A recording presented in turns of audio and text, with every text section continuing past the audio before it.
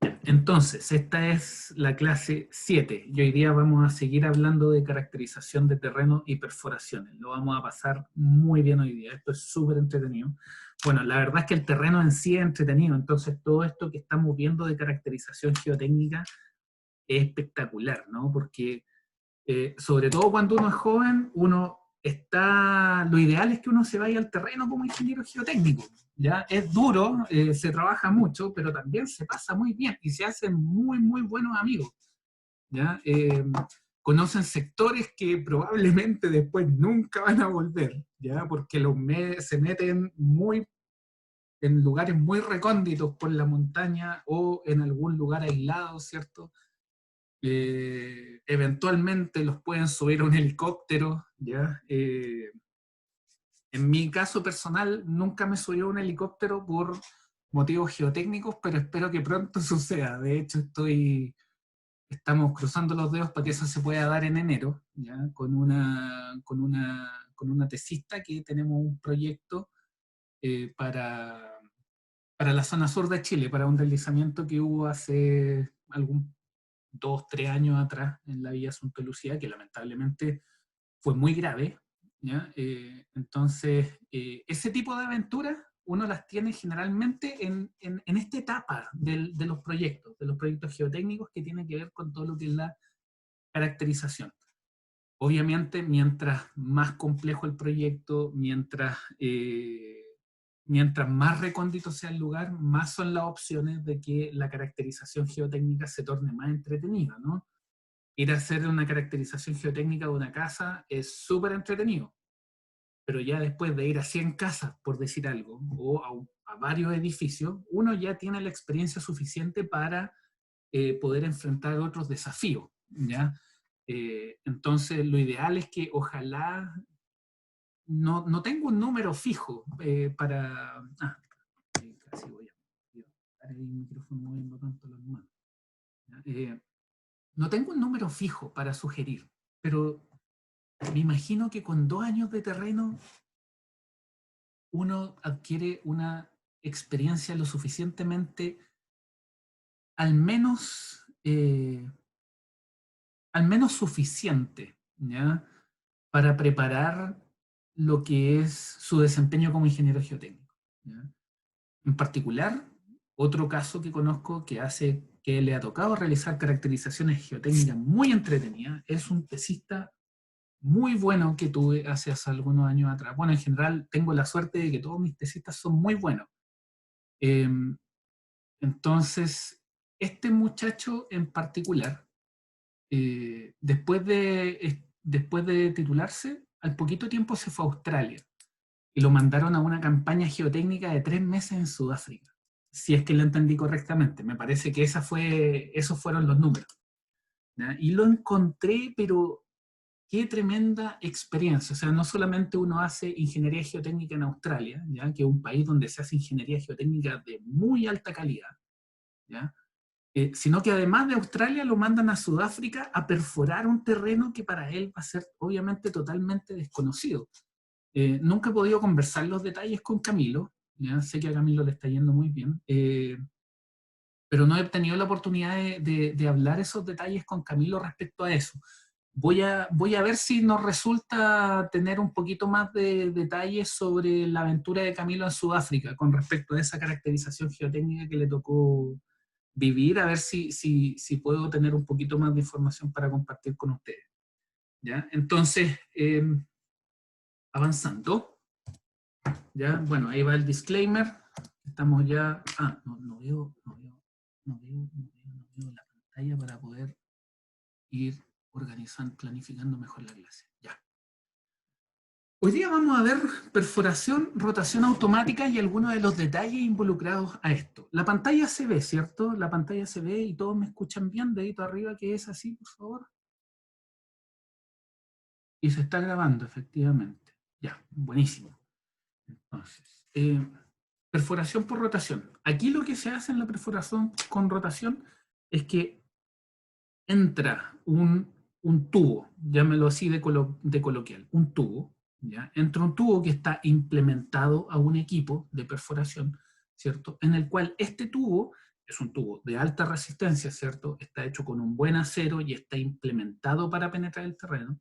Y lo que hace en el fondo este tubo es que obviamente tiene unos dientes, ¿ya? Las tecnologías de estos dientes varían de tipo de perforación en tipo de perforación, pero de una manera coloquial, para introducir el concepto, en 30 segundos, la aplicación de una presión vertical y rotación a un tubo que está implementado con dientes para penetrar el terreno a la profundidad que usted desee, ¿ya? Es una muy buena manera de presentar esto, ¿ya? Y podemos ir viendo los detalles en la medida que vamos avanzando, ¿ya? Nosotros ya vimos ese videíto, ¿cierto? Y empezamos seguimos viendo algunos detalles respecto a esto, ¿no? Nosotros vimos estos videos, ya esto simplemente lo estoy poniendo acá para complementarlo y para que tengan eh, hagan el empalme con la clase anterior con esta, ¿ya? Ahora bien, estos tubitos, ¿cierto? Si tomamos un tubito simple, un tubito simple de estas maquinarias es este, ¿ya? Este es un tubo que en el fondo tiene toda la descripción, ¿ya? A modo general. Ya usted puede tener un tubo con hélice o sin hélice. En este caso, este es un tubo con hélice, ¿ya? Que ustedes pueden ver que ahí tiene un pequeño sacado, ¿no? Tiene un pequeño sacado. Esos sacados cambian dependiendo del tipo de terreno que usted quiere penetrar, obviamente. Si usted tiene un suelo muy duro, imagínese una roca, usted tiene un suelo muy duro, eso no le sirve, ¿ya? Tiene que ir implementado acorde al tipo de terreno que usted quiere penetrar, ¿ya? Ahora, como ustedes pueden ver también, esto tiene un orificio. ¿Y por qué? Porque ustedes lo que quieren es que dentro de ese orificio entre la probeta, ¿ya? O la muestra de suelo que ustedes están perforando, ¿ya? Ahora bien, esto también viene con algunos agujeros, otros agujeros auxiliares, ¿no? ¿Y esto por qué? Porque muchas veces se hace necesario la inyección de fluido, ¿ya? Sobre todo en suelos duros. ¿Por qué? Porque el calor que se genera puede ser muy alto, ¿ya? Entonces eso también... eh, esos son aspectos técnicos, ¿ya? Técnicos y de maquinaria, de equipo disponible para hacer estas perforaciones. En este contexto, la perforación con corona es una que se utiliza bastante, ¿ya? Y en general se utiliza para penetrar terrenos muy, muy duros, ¿ya? Por ejemplo, roca, grava, ¿ya? Entonces, dependiendo del tipo de corona con la cual ustedes están trabajando, ustedes pueden tener con o sin muestreo, ¿ya? La perforación con corona, ¿cuál es la ventaja? ¿Ya? Y vamos a aterrizar este concepto a un caso que es muy familiar a nosotros, ¿ya? Es una perforación más versátil y utilizada, ¿ya? Se ocupa mucho. Una de las ventajas grandes que tiene es que dependiendo de la maquinaria que ustedes ocupen, ¿ya? Pero en general perfora en cualquier ángulo, ¿ya? Eso implica que puede perforar tanto en la vertical como en la horizontal y por supuesto en cualquier ángulo que esté en ese espectro, ¿sí? Pueden tener de varios diámetros, ¿ya? Aquí les voy a adelantar un poquito. Considere, ¿ya? Que para lo que fue el rescate de los 33 mineros del año 2010, ¿cierto? Que estaban a una profundidad gigantesca, ¿sí? Y por las cuales el país estuvo, ¿cierto?, con el corazón en la mano por esas 33 personas, ¿cierto? Ese rescate se hizo a través de perforaciones, ¿sí?, que se ocupan en la práctica geotécnica, los drillers, ¿ya?, que son estos perforadores que entran y obviamente lo primero que se hace, usted lo que quiere es encontrar, en ese caso, ¿cierto?, lo primero que se buscó fue tratar de encontrar a las personas. En ese contexto, lo que se hicieron fueron campañas de sondaje, ¿cierto? Campañas de sondaje que buscaban llegar hasta las profundidades estimadas donde se creía que los mineros estaban. Entonces, ¿qué es lo que pasó? Que lo primero que se hizo en ese caso es que se buscó con un sondaje, pero con un sondaje de diámetro diferente. Sin embargo, ustedes pudieron ver de que cuando los mineros salieron, obviamente también lo hicieron a través de una perforación y que esta perforación tenía un diámetro significativamente mayor para que las personas pudieran caber de manera apropiada, ¿cierto? En este viaje que ellas debían realizar en esta cápsula, ¿cierto? Que se hizo muy famosa acá en nuestro país, para que pudieran viajar desde las profundidades hasta la superficie, y eso también implicó el desarrollo de un sondaje, ¿cierto? Pero con un perforador de diámetro más significativo, ¿no? Ahora, en línea con eso, las profundidades cambian, pueden ser muy variadas, pero si usted desea ir a profundidades muy profundas, lo puede hacer y puede llegar a 1 kilómetro sin problema, ¿ya? ¿Qué es lo que necesita en ese caso? Barras extensoras, ¿ya? Y eso también lo vamos a ver en detalle.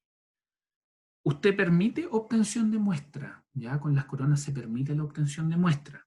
El equipo en general, ¿sí? Dependiendo de dónde se desempeñen, desenvuelvan profesionalmente, ya sea en la minería, ya sea en la geotecnia urbana de minería, ¿cierto? O la geotecnia de costa, en general al equipo se le llama sonda, ¿ya? Pero si alguien le llama perforador, ¿sí? O cuchara, no hay mayor diferencia, ¿sí? Necesito pasar.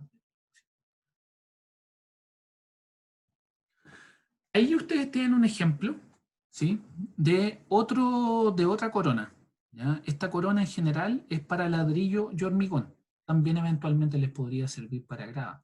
Pero aquí el detalle es, por ejemplo, ustedes lo tienen significativamente más implementado que la anterior que estuvimos observando, ¿no?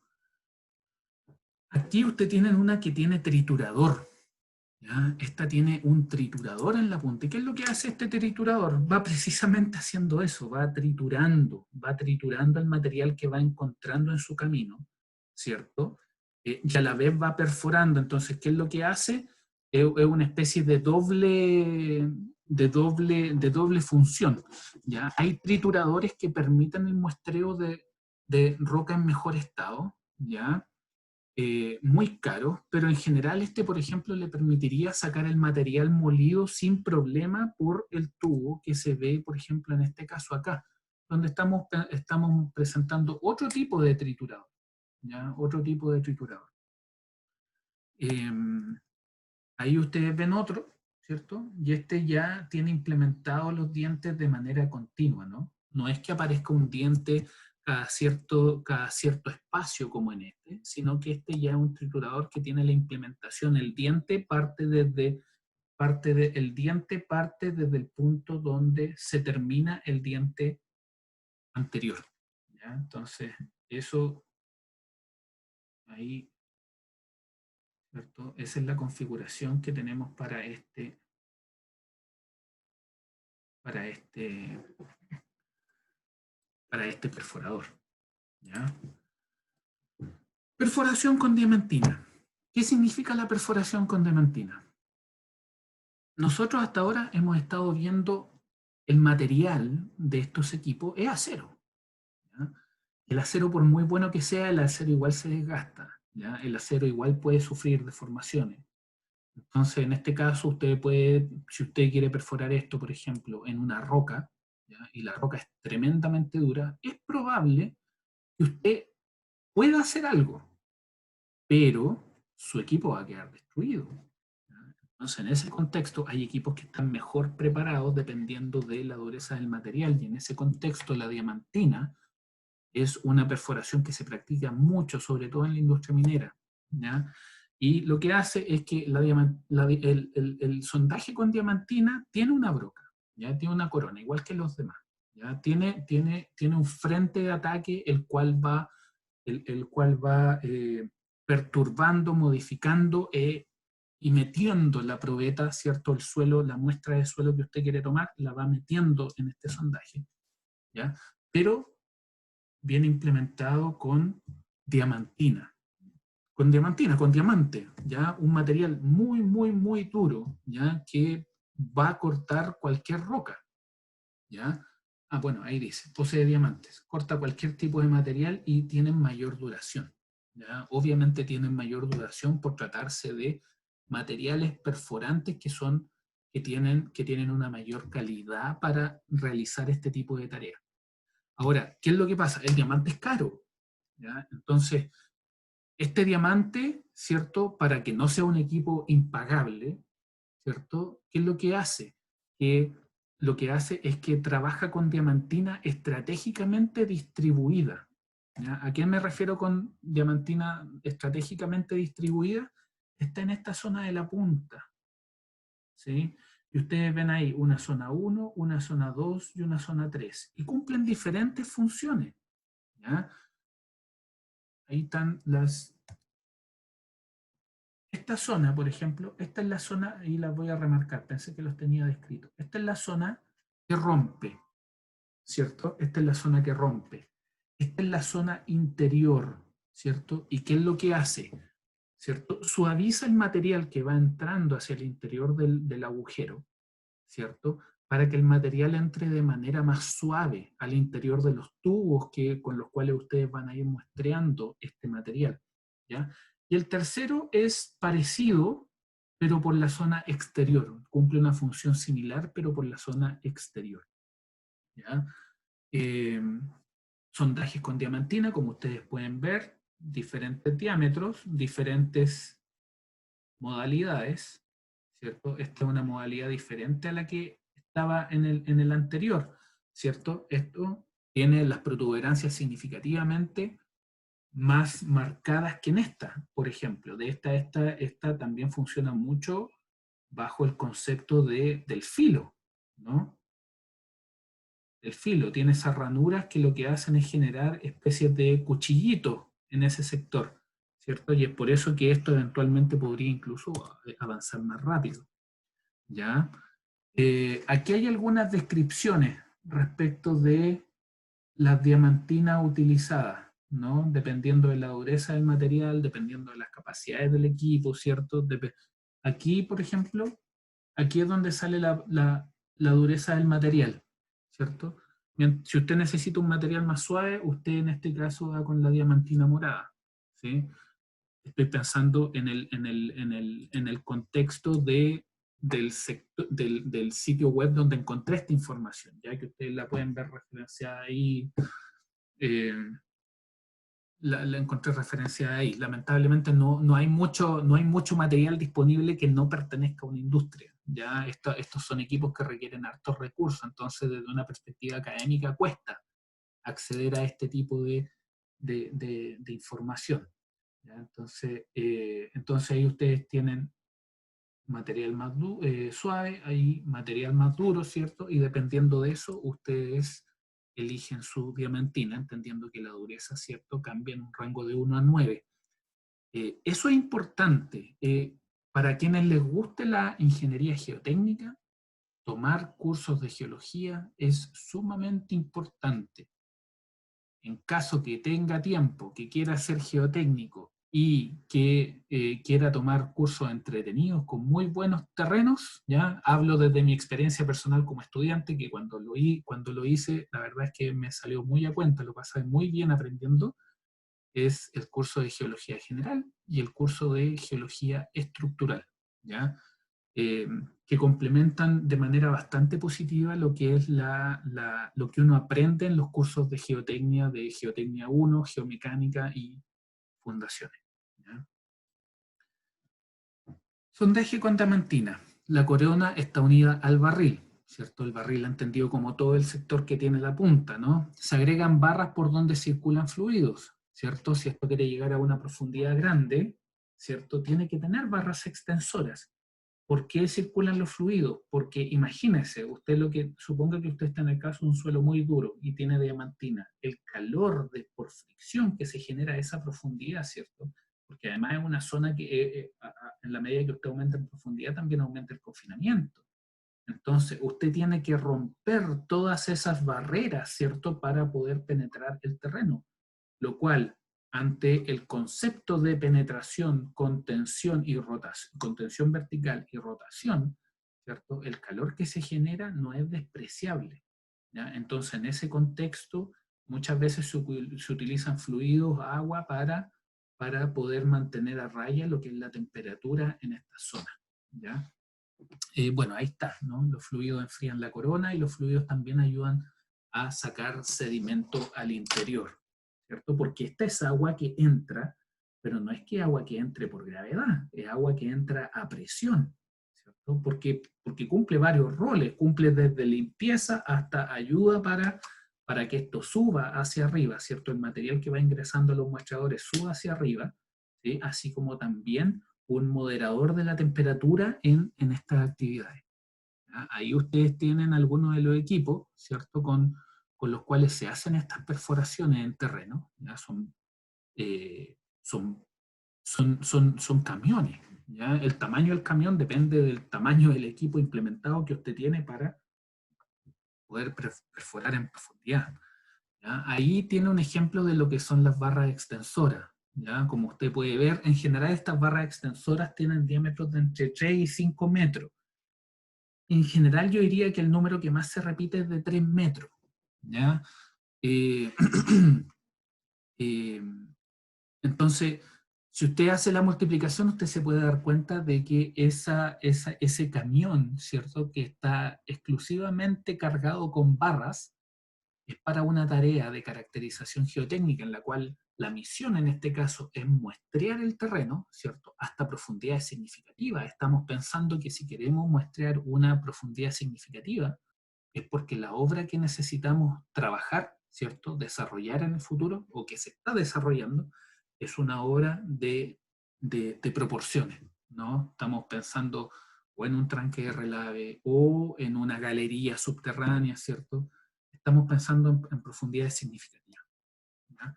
Ahora, este es un ejemplo de un sondaje gigante. ¿Y qué es esto? Esto no es nada más ni nada menos que un túnel, ¿ya? Y en el fondo un túnel, ¿cierto? Un topo, lo que es un perforador gigantesco, enorme, que está implementado con, lo vamos a poner en, ¿va? No puedo, algo hice.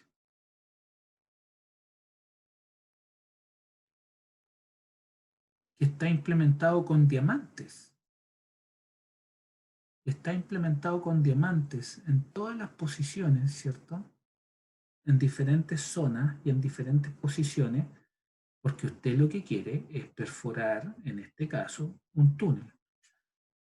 La foto pertenece obviamente al punto en el cual el túnel termina su tarea, ¿cierto? Y penetra y hace conexión con la cámara o la galería con la cual estaba destinada a encontrarse, ¿cierto?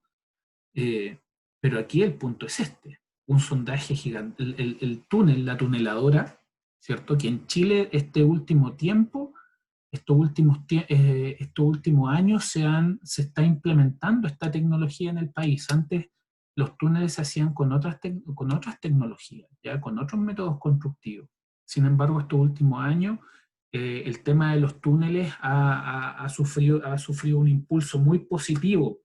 Bueno, sufrido y impulso positivo no va muy en línea, ¿no? Pero ha experimentado un impulso muy positivo con lo que es la aplicación de tuneladoras para el desarrollo de algunos túneles. ¿Cuáles son las complicaciones que pueden aparecer con eso? Que, por ejemplo, usted se encuentre con un terreno expansivo y la tuneladora, en la medida que va avanzando, ¿cierto? Y está en una zona con humedad, el suelo se expande, ¿cierto? Y lo que hace es que la tuneladora quede atrapada, ¿ya? Son ejemplos de casos que pueden ocurrir. Veamos este video, ¿ya? Este video lo que va a hacer, aquí parece que tenía que sacar el audio, ¿ya? Este video lo que hace es mostrar de manera muy patente cómo esta ciencia de la perforación, ¿cierto? Porque es una ciencia, ¿ya? Fue utilizada en el contexto del rescate de los mineros chilenos del año 2010, ¿ya? Así que veámoslo. Un poquito, 5 minutos, pero... On August 5th, the San Jose mine in northern Chile collapsed, trapping 33 miners nearly half a mile below some of the hardest rock on Earth. 3 separate drilling operations, dubbed Plans A, B, and C, worked to get the men out. Ustedes pueden ver que esto, lo que se está haciendo ahí, ¿cierto? Es que la periodista menciona de que hay 3 campañas de sondaje, ¿cierto? Una campaña A, una campaña B, una campaña C. Y según el éxito de las respectivas campañas, ¿sí? se activaba la campaña que seguía, ¿sí? Entonces, si la campaña A no tenía éxito, se activaba la B, ¿ya? Ahora, ¿qué pueden ver ustedes en la imagen? Ustedes lo que pueden ver en la imagen es la necesidad de agua para generar esta perforación, ¿ya? Y ahí ustedes pueden ver cómo esta agua, que es agua que está a una gran presión, ¿ya?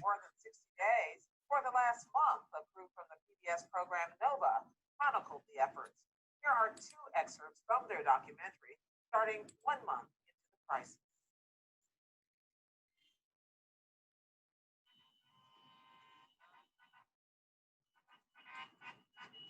Today, an American-built drilling rig, the Schramm T-130, arrived. Ah, perdón. Le iba a subir el volumen. Finally, The Schramm T-130 arrives.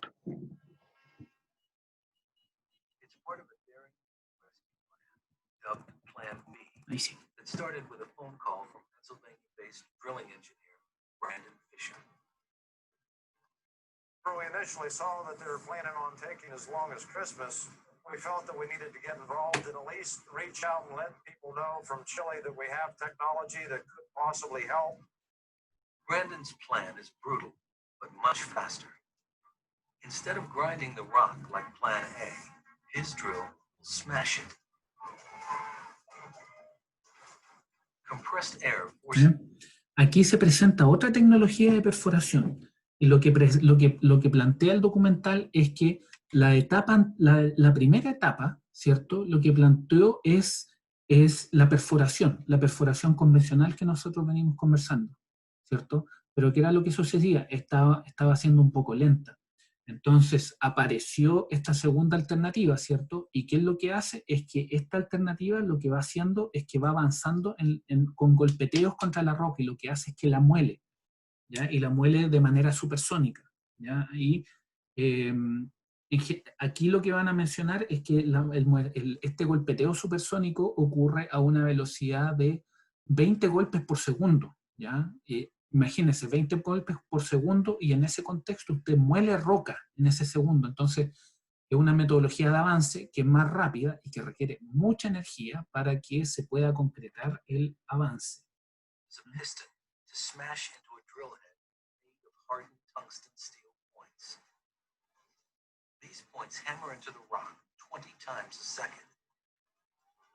This drill should be twice as fast as the Strata 950.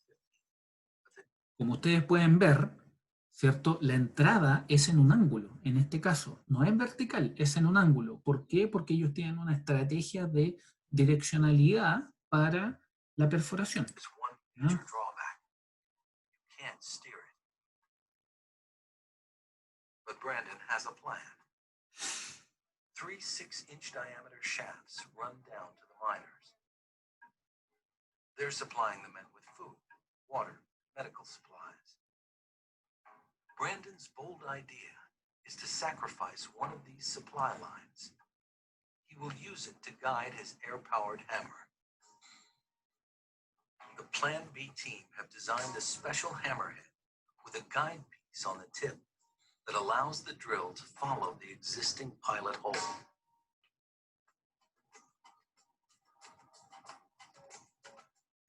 As Plan A continues on, Plan B starts to drill. The first 150 feet of this hole is the hardest.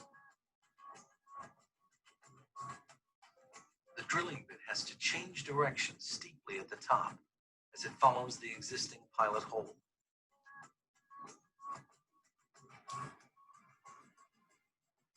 Brandon worries that the hammerhead will jump out of the guide hole as it tries to round the curve. Plan B is a fast but high-risk ride.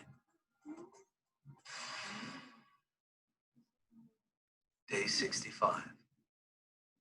The sun rises over a freezing Atacama. Importante detalle, el número de días. Habíamos partido en el día 30, ahora vamos en el 65. Esto obviamente aquí la magnitud de la misión es gigantesca, ¿no? Pero en general, ¿ya? Cuando ustedes hacen sondaje y además quieren hacer ensayos en la práctica, por ejemplo, posteriormente vamos a estar hablando del SPT, en general, en una semana a veces se avanzan 5 metros. ¿Ya? Aquí no había soltura, había que avanzar. ¿Ya? Entonces, pero para que lo tengan presente, aun cuando aquí las cosas urgían y se estaban haciendo rápido, el tiempo pasaba, ¿cierto? Pasaron 30 días y todavía no, hasta al menos hasta ese punto, no se tenían muchas novedades. As day breaks, Plan B is only 10 feet away from the miners. It's a dangerous time.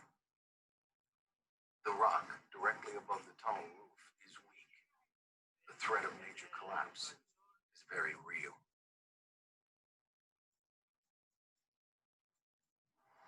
We're gonna take our time going through talking to the miners.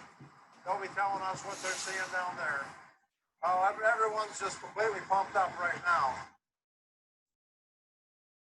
They've reached the final few feet. Now they're drilling at half speed, inching toward their target. 8 a.m.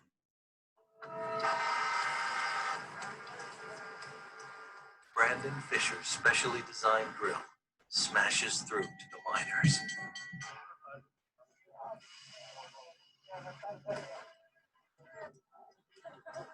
Best drillers I've ever seen.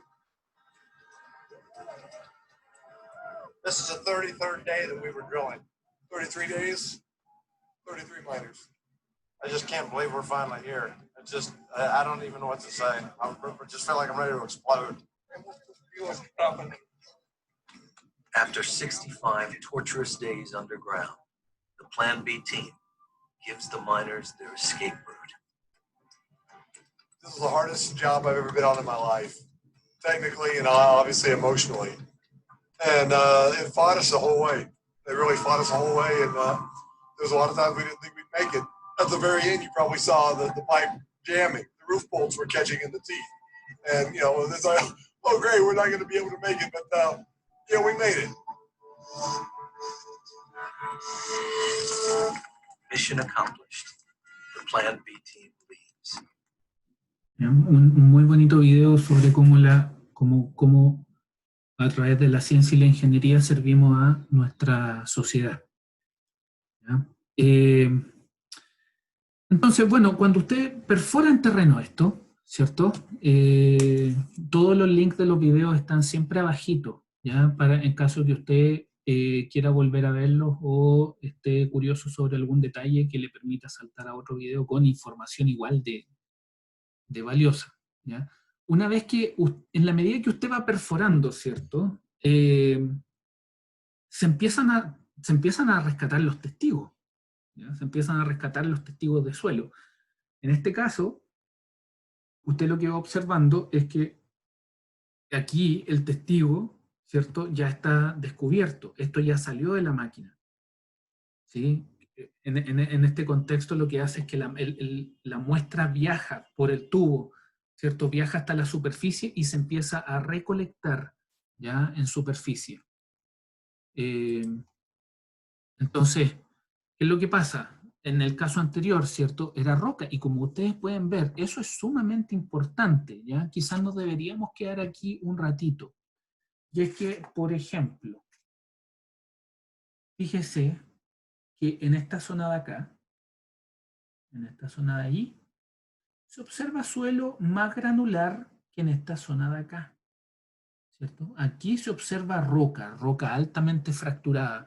Muchas veces es difícil, ¿ya? Es difícil caracterizar si la roca ha sido fracturada producto del sondaje o porque la roca efectivamente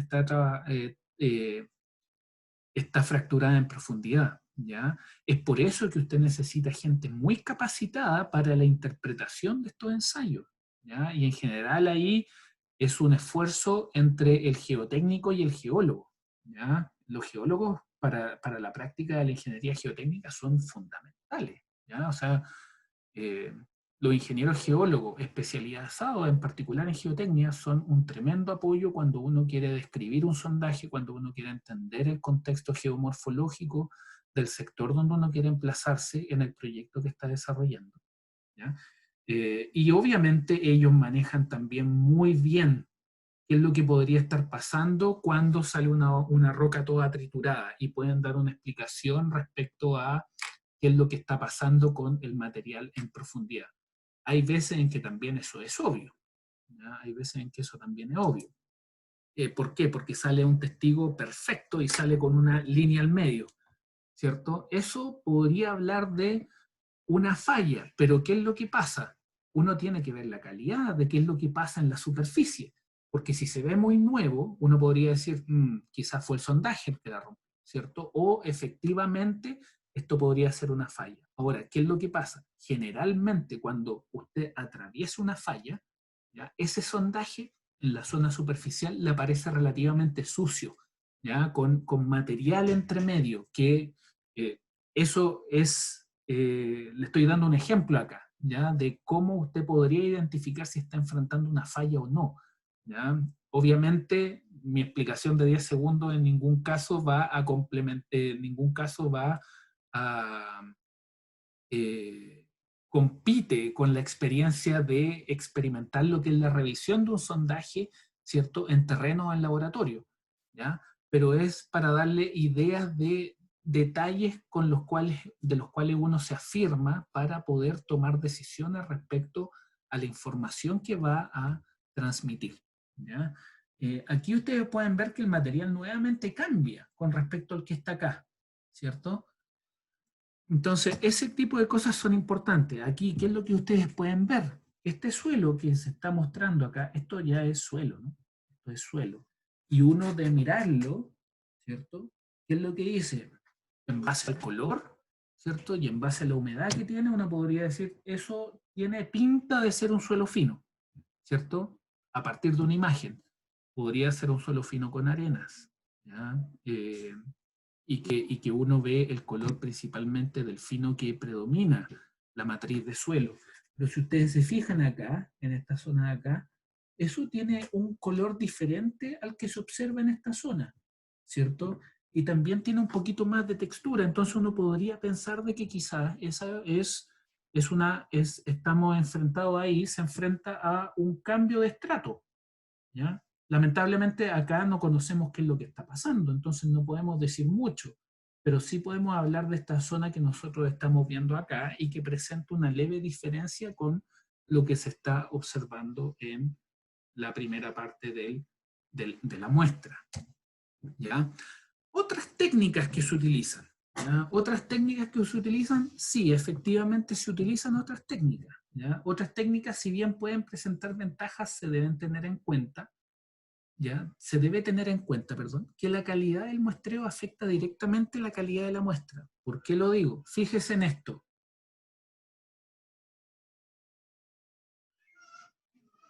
El diámetro es ese, el diámetro es ese, ¿cierto? Y la diferencia entre los dos sondajes no es ni siquiera un diámetro, ¿ya? Y por lo que ustedes pueden ver acá, si usted es capaz de penetrar este tubito acá, ¿cierto? Esto probablemente habla de un suelo de mediana dureza, pensando en que podría ser un suelo fino con arena. Entonces, ¿qué es lo que pasa? Que si la calidad del sondaje le define la calidad de la muestra, ¿cierto? Y usted no está ni siquiera dejando un espacio de holgura para poder penetrar con este tubito el terreno, ¿cierto? Probablemente las muestras que usted está obteniendo en la medida que va poniendo más y más tubitos, ¿cierto? Van a estar más perturbadas que el primero, ¿entiende? Entonces eso es importante. Ahora bien, cuando usted sigue avanzando con su caracterización, usted sacó todos sus tubitos, ¿ya? ¿Usted qué es lo que hace? Usted los colecta, ¿ya?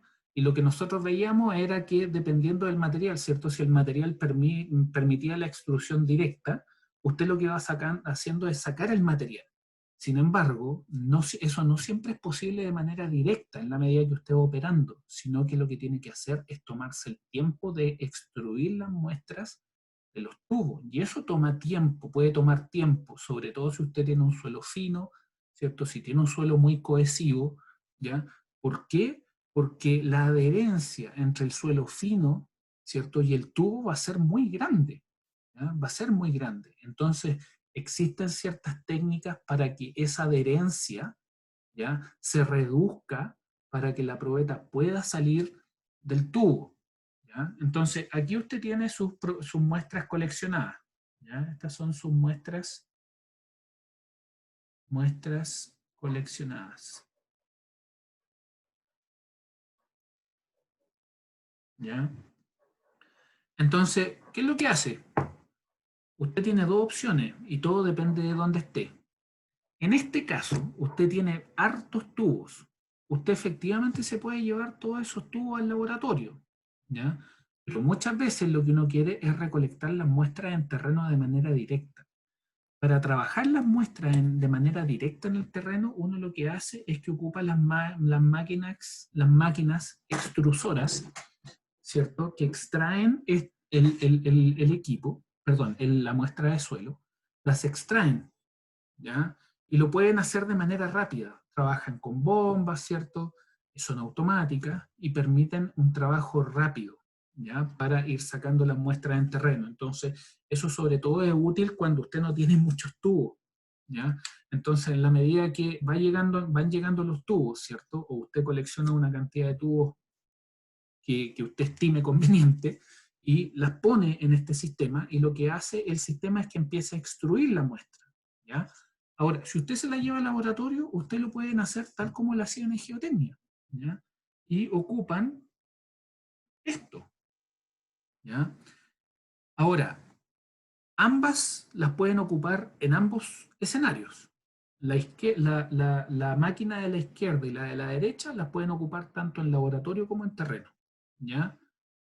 ¿Cuál va a convenir más? Todo depende de las características de las actividades que usted esté realizando, ¿ya? Súper importante tener eso presente, ¿ya?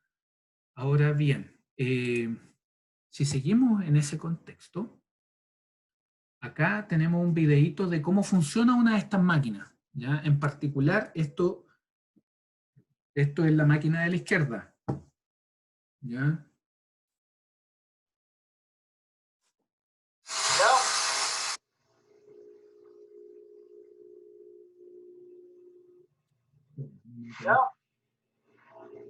Desde el principio.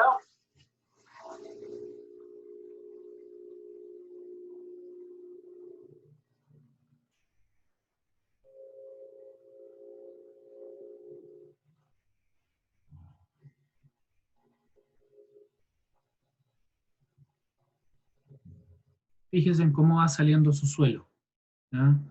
Su suelo,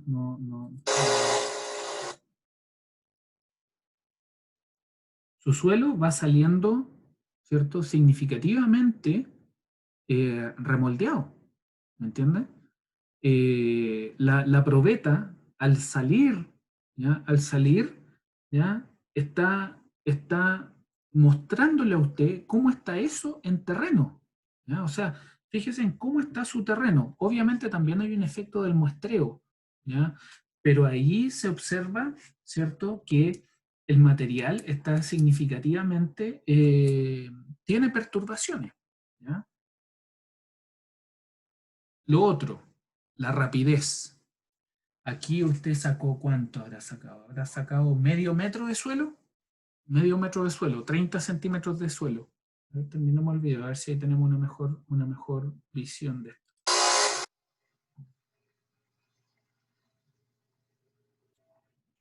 Ahí está un dedito, ¿cierto? Un dedito.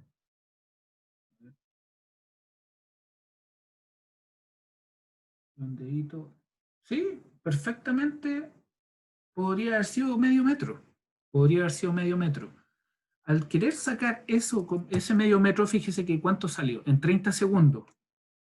Si usted tiene eso y quiere sacar ese mismo medio metro con este equipo, le va a tomar significativamente mayor tiempo. ¿Por qué? Porque esto funciona con una hidrocate hidráulica, ¿cierto?, que es manual, y usted tiene que hacer el esfuerzo, ¿cierto? Usted tiene que llevar esto, prepararlo, ¿cierto? Y usted se va cansando en la medida que hace esto. Y la distancia, ¿cierto?, es significativamente menor a la que usted puede utilizar en una máquina más automática, ¿ya? Ya vimos ese videito. ¿Y qué es lo que viene después? Viene lo que es la evaluación de las muestras. ¿qué es lo que vamos a ir haciendo? Es que las muestras que vamos extrayendo de los tubos las vamos poniendo en un cajón. Ya las vamos a ir poniendo en un cajón. Y ese cajón tiene que ser muy cuidadoso, tiene que ser realizado con mucho cuidado. ¿Por qué?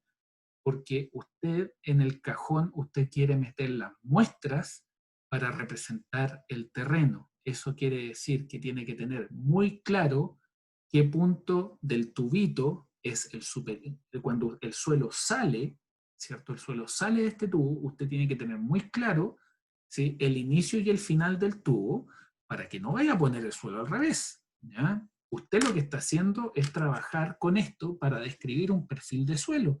Entonces, si usted le dice, usted lo que encuentra es un terreno donde encuentra arena, grava y arcilla, no vaya a ser que meta la muestra en el cajón de manera tal que lo que le indica esto es que en vez de tener lo que efectivamente tiene, usted tiene arcilla, grava y arena.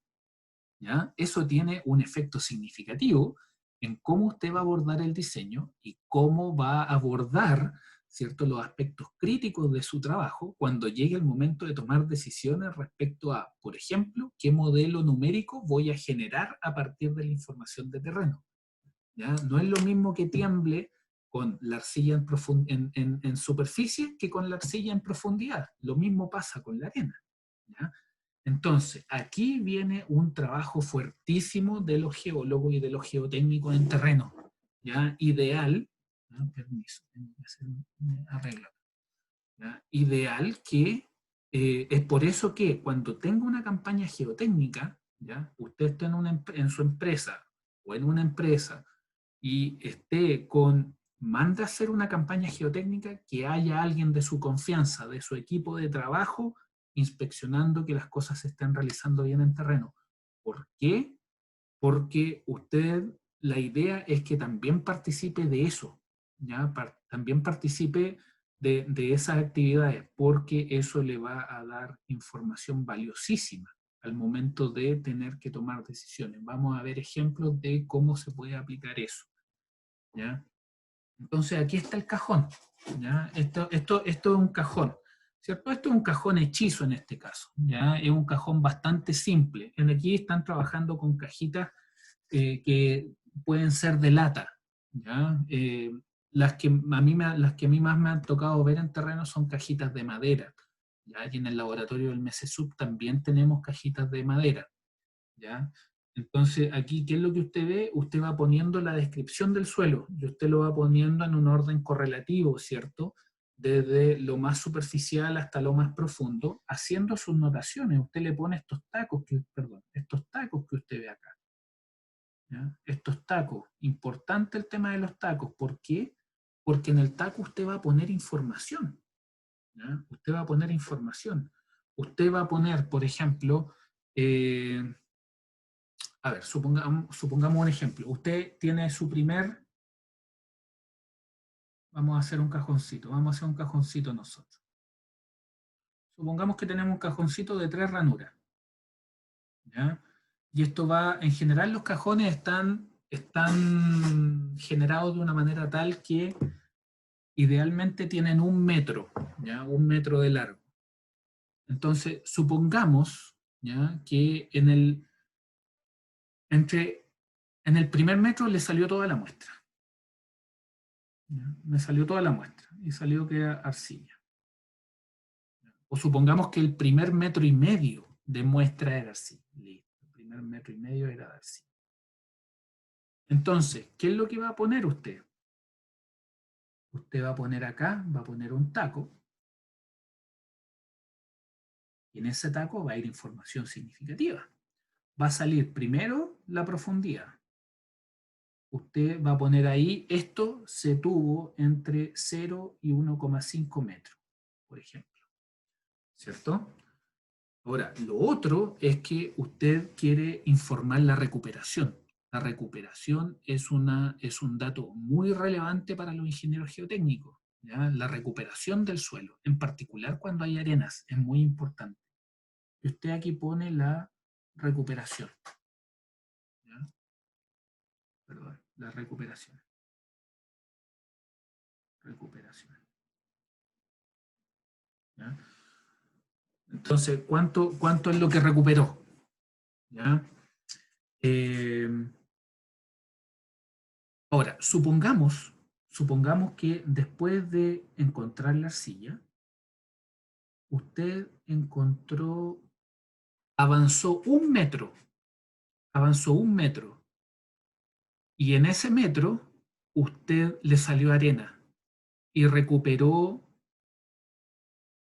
5, póngale 10 centímetros de arena. 10 centímetros de arena, que 10 centímetros de arena en el fondo, perdón, estos son garbanzos, es un puñadito de suelo, ¿no? ¿Ya? Entonces, cuando usted saca arena y tiene poca de recuperación de arena en general, usted lo que saca es un puñadito de arena, ¿ya? Es un puñito. No siempre, hay veces en que la arena sale entera, ¿cierto? Pero aquí en el ejemplo que estamos dando estamos recuperando poca arena. Pero avanzamos un metro y recuperamos súper poca arena. ¿Cómo informamos eso? Bueno, dado que usted recuperó tan poquita arena, lo que va a hacer es que va a meter la arena en una bolsita. ¿Ya? Va a meter la arena en una bolsita y la va a sellar bien, porque usted le quiere caracterizar la humedad, quizás le quiere caracterizar el GS, ¿cierto? No puede hacer mucho con tan poquito, pero al menos puede caracterizar algo. Entonces, ¿cómo lo hace usted en terreno? Usted va al terreno, ¿cierto? Y, ¿cierto? Este era el taquito que estaba acá, perdón, estaba en morado. Este era el taquito que estaba acá, ¿cierto? Este era el taquito que estaba ahí para el terreno, para el estrato de arcilla. Entonces usted va y hace otro taquito. Usted hace otro taquito y lo hace ahí, ¿cierto? O lo puede hacer acá. Puede hacer acá también el taco. ¿Y usted qué es lo que hace? Usted dice la profundidad, ¿cierto? Fue entre 1,5 y 2,5. Y usted lo que hace es que ahí deja la bolsita con el pedacito de suelo que logró rescatar. ¿Ya? Eso es. Eso es un ejemplo, ¿ya? De cómo operar. Entonces, ¿por qué la importancia de los tacos? Porque cuando uno quiere describir, ¿cierto?, un perfil estratigráfico, uno no se fija en el número de ranuras que haya y las multiplica por la profundidad y dice, oye, aquí tengo un estrato de 50 metros. No. Usted puede perfectamente tener 2 ranuras llenas, ¿cierto?, de las 50 que tenía disponibles, y las tiene llenas de arena porque es la única arena que pudo recuperar. Y usted dice, bueno, aquí perforamos 50 metros de arena, pero nuestra recuperación fue horrible. ¿Y qué es lo que pasa? Usted se preocupa. ¿Por qué? Porque probablemente esa arena, si pudo recuperar tan poquita arena de la profundidad, en profundidad, ¿cierto? Eso quiere decir que eventualmente usted se está enfrentando a una arena muy suelta. Y cuando usted se enfrenta a una arena muy suelta, ya hay nivel freático, usted arriesga el fenómeno de licuefacción, que es uno de los fenómenos más devastadores que existe sobre la estructura y sobre la infraestructura en general, ¿cierto? Durante la ocurrencia de terremotos. Eso ocurre en Japón, en California, aquí en Chile ocurre un montón. En el 2010 licuaron muchos sectores del país, ¿ya? Y es un problema de relevancia. ¿Ya? Es un problema de relevancia para nuestro país el estudio de la licuefacción. ¿Ya? Entonces, usted tiene esas configuraciones. Ahora bien, ahí tiene otro ejemplo, ¿cierto? Con rocas, ¿ya? Ahora, y su pregunta, ¿qué pasa con el nivel freático? Estábamos recién hablando de nivel freático en el caso de que hubiera una arena saturada. Bueno, hay que caracterizarlo también. Hay que caracterizarlo. Eso quiere decir que con las herramientas que hemos desarrollado, tratar de encontrar qué es lo que pasa con el agua. ¿Ya? Entonces, en ese contexto, ¿ya?, ¿hay dificultades para perforación de sondajes para determinarlo bien? Sí, por supuesto, pero hay técnicas, ¿no? Hay técnica y para esto es que se ocupan los pozos de monitoreo. Muchas veces los pozos de monitoreo simplemente se hacen en base al hoyito que quedó del sondaje, ¿ya? O otras veces simplemente se hace un sondaje exclusivamente para trabajarlo como pozo, ¿ya? Y se hace de manera efectiva como pozo. Hacer un pozo implica ingeniería de diseño detrás. ¿Por qué? Porque ustedes necesitan filtros. Porque ustedes en un pozo, idealmente lo único que quieren tener al interior del pozo es agua. ¿ya? Ustedes no quieren tener filtraciones de otro tipo, como por ejemplo, filtración de material, ¿ya? Entonces, ¿cómo puede usted determinar el nivel freático? Bueno, aquí tenemos este videito, ¿ya? ¿Dónde está?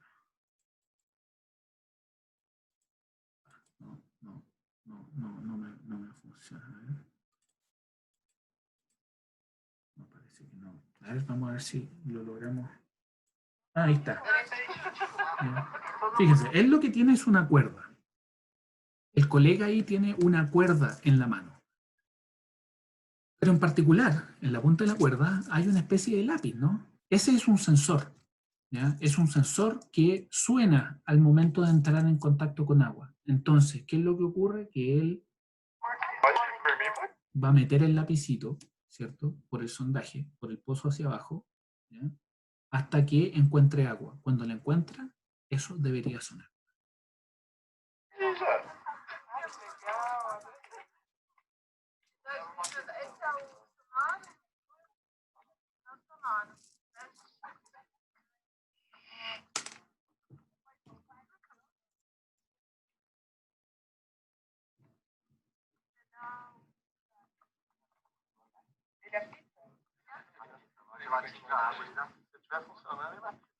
Se a gente parar de falar, né? Barulhão.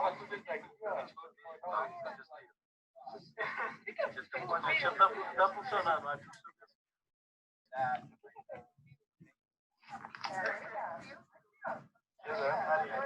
Qual que é o nome desse?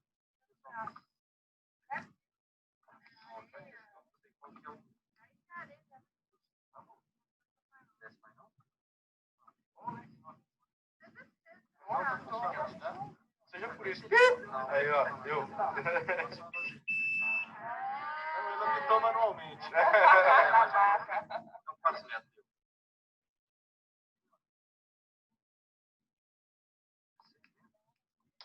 Bom que não tem água. Eu molhei ele desse, ele já tá molhado, né? Então pode ser um problema de exame.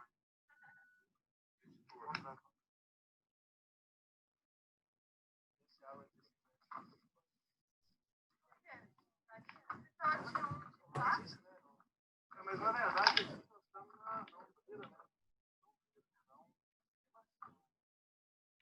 Natural, mas não é para ser tão simples.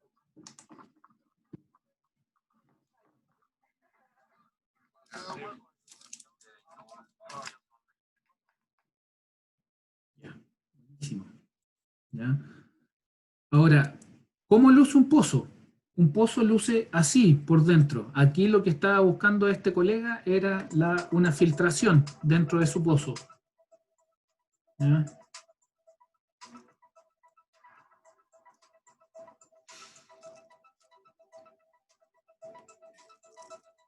Hi, this is Richard. I'm actually doing a video at my own home. Noticed a couple weeks ago that my well water was muddy looking. And the well driller came out today, pulled the submersible pump out. And I actually found a hole in the well casing.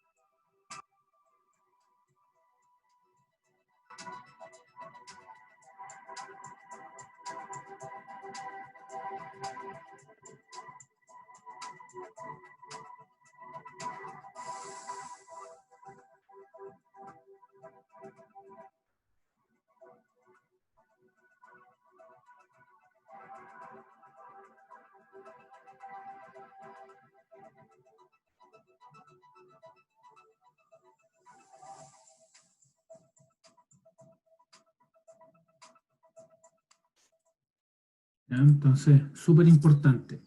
Otra manera de monitorear el nivel freático es con sensores de presión en profundidad.